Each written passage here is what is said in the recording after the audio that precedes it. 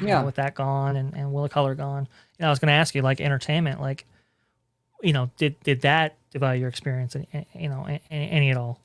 A little, to be honest, it did a little bit. Yeah, I mean, I'm a big entertainment guy. I think it Oh, adds really? to Okay. that. I love.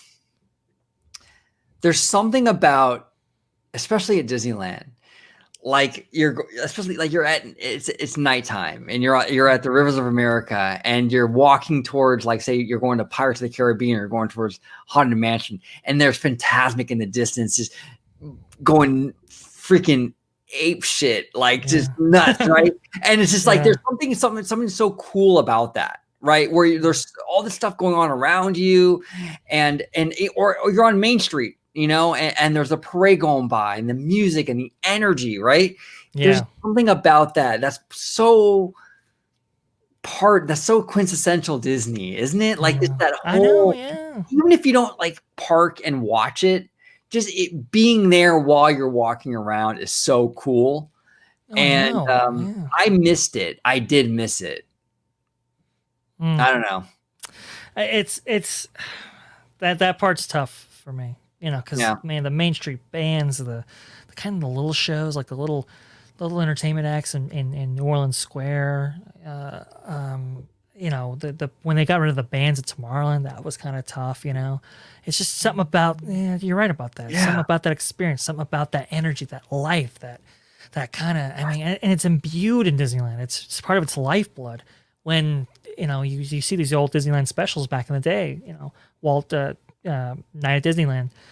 You just see all the entertainment. It's just like, man, I want to be there. It wasn't showing off the rides. It was the entertainment that really, was showcased in that episode. Yeah, and that's really like when Disneyland comes alive. Yeah. Like that's when the park is really like a living, breathing thing. When you're walking through and there's fireworks and there's the Phantasmic and there's a parade. That's like the kind of like the heart of the park, Yeah. the soul of the park. It makes a huge difference in the experience. Now, we still had a great time regardless, but I would be really saddened if they go too much longer without this stuff. I want to see shows again, Yeah. Yeah. No, I 100% agree. It's mind blowing that even Walt Disney World doesn't have even fireworks and stuff. Even now, I mean, you look at some of the competitor parks out there in Florida, they have fireworks, they have shows, and when Walt Disney World doesn't have anything, it's like, man, that's kind of a wild thing, How long is Disneyland going to live without some of that entertainment? Maybe it makes sense for a Phantasmic, but can we at least get fireworks? Can we at least get World of Color? Seems like a no-brainer to me. Yeah, and you know what, Vash? I mean, I'll be honest with you. Like a lot, and it's not just Disney, and it's not even just the theme park industry. Companies in general have taken the pandemic and used it as an excuse to go ultra cheap. Like I've had personal experiences with companies I deal with on a monthly basis for, like, whether it be a cell phone bill or whatever it is. And you call the customer service and you're waiting for 2 hours on hold because they don't have a representative, right? Because of COVID. Yeah. It's like, there's no excuse for that. Like, I work from home. My company has me working from home. Why can't the representative from AT&T work from home? I don't understand that. And I think Disney is sort of doing the same kind of like excuses, like COVID. But at the end of the day, it's really about money, Well, and yeah. they don't want to spend it, And that was my whole thing going into this was like, wow, you're really reducing the quality of the experience. You're reducing how much, the value of that ticket, but you're still charging the same. Right. And it's just like, that might work at Walt Disney World. We'll see where they go with that. But Disneyland, I mean, that's another type of thing. So when June 15th is lifted, when these, reservations are really opened up and broadened up to the 100%, 90%, 80% capacities that they're going to be, working with going forward, it's going to be interesting to see how sustainable that really is. How long can they get away with not having entertainment and booking at the park every single day with this reservation system? It's going to be fascinating because I don't see it. Not Disneyland. And they need an entertainment program. They need one. It's part of what keeps the parks open later. It's part of what keeps food operations and all that, those kind of things running, is off of those nightly entertainment programs and so forth. It's going to be fascinating to see because it really is a diminished experience. But that's part of it. Big part of it. It's a huge part of it. Yeah, it's a huge part of it. The entertainment has always been, even as a kid, like I remember like going to Disneyland with my grandma, and she would stake a spot out for us for the Main Street Electrical Parade, you know, and like, or Phantasmic. I mean, those were such a big part of my experience. The rides are cool, but it was those nightly entertainment shows that really just made your day, you know? It was different. I know.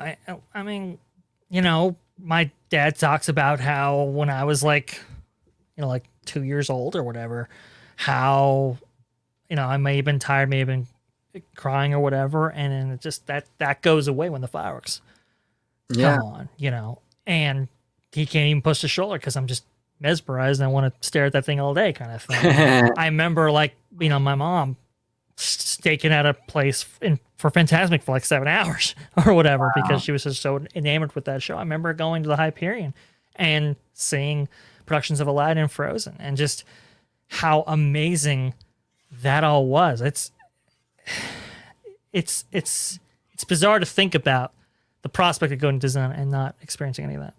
It's really bizarre. It's really bizarre. And I hope that Disney gets back on that. I hope they don't just kind of take the cheap route and kind of use the pandemic as a crutch to just not do it. You need that as part of the experience at the park. It's such an important part of that experience you have when you go to Disneyland. That, like Walt said, that's the kiss goodnight, right? Yes. That's the big kiss goodnight, and it just kind of closes out your evening. It's just perfect, you know. And I really hope, like I said, even if you don't sit and watch it, even if you don't sit there and actively watch, even if it's just in the background while you're walking through the park, it makes a difference. It adds life to the park. It's massive. I mean, it's massive. You know, it's one of the reasons why, you know, when other like small towns have fireworks presentations and so forth, and you just go like, it's not as good as Disneyland. No, you know, it's like it's so like why bother kind of thing, because their entertainment is just so great, you know, and it's.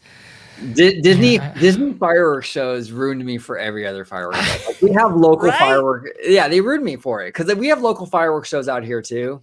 Mm-hmm. And I'm like, oh gosh, it's like they're not synchronized to music. There's no projection mapping. I'm like, why am I watching this? There's nothing, you know. Right. It totally ruined it for me. And it's just like that. The Disney fireworks, there's nothing like it. There's nothing like it, dude. Nothing. There's you know, when you have like Tinkerbell and like she doesn't just go down the line anymore, she goes back up the line. They have multiple characters on that. When you see like a volcano or a pyrotechnic go off of Matterhorn, it's perfectly synced to the audio. And, you know, you just had those sweeping scores or even just like, you know, even without that, just seeing them so up close in like Batu or something, and they're just over that rockwork. I mean, it's just like, that's Disney. Or if you can time it, going on Big Thunder and seeing fireworks there. I mean, that's totally right about that. It's incredible. Right. It's absolutely incredible. I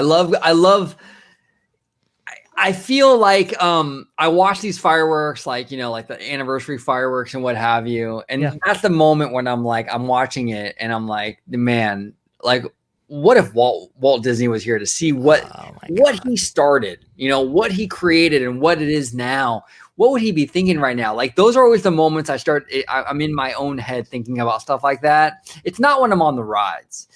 It's when I'm watching these fireworks shows, like, wow, I wish Walt was here to watch this, you know? They're just really cool, emotional experiences. And like my girlfriend, her family came here in 2005 from Vietnam. Right. And so they didn't really grow up with the parks at all. Like her parents, I mean, they're older, right? They didn't grow up with Disneyland. And we took them for the first time in like 2013, I believe. Okay. And the highlight of their whole visit were the nighttime shows. I mean, they were like in tears over it. I mean, they never experienced anything like that before. Oh, I'm sure. And it was just like, I've seen them a million times, but watching it kind of through their eyes was like incredibly emotional.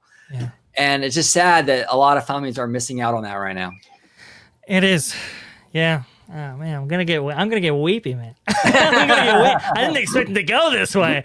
No, I mean, we just get, it's, I don't want to say we took it for granted, but it's just, Right. we kind of normalize it, and to the extent that you just kind of expected it, it's consumer expectations.